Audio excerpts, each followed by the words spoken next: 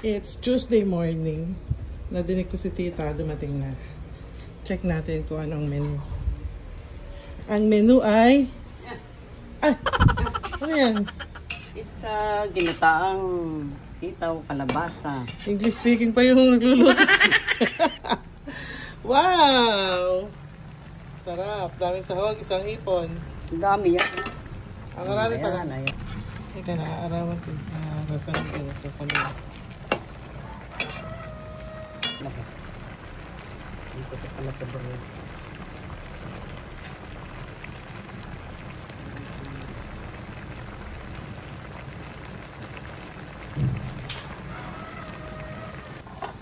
Takpan muna ni tita, papakuluin niya. Hindi ko na inabutan kasi yung paghihiwa niya eh.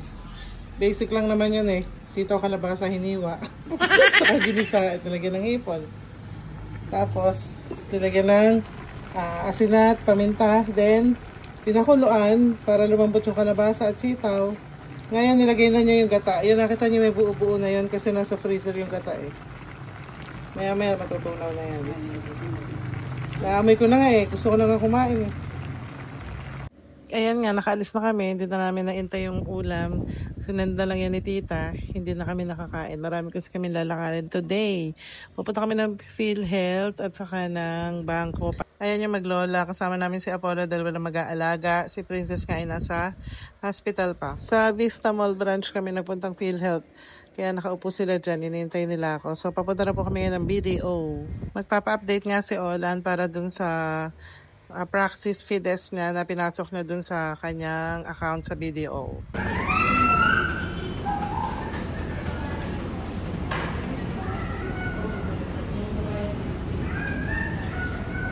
Ayan, after namin ng video, umuwi na rin kami. Inabot kami ng siguro mga past 3 p.m. niyan. Then na mahinga. Nung gabi naman around 8 p.m. nag-aya sila Edo and Sarcy na mag-SB.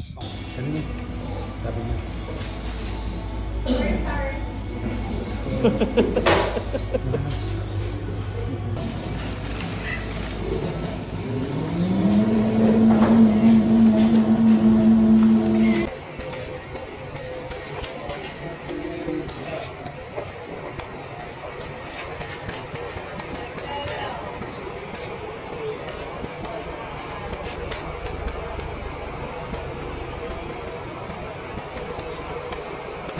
Thank you sa naglibre. At nakauwi na nga po kami ng bahay. May pa-cheers pa nga. Sabi ni Kapayo daw niya na walang bula. Thank you for watching. Nice!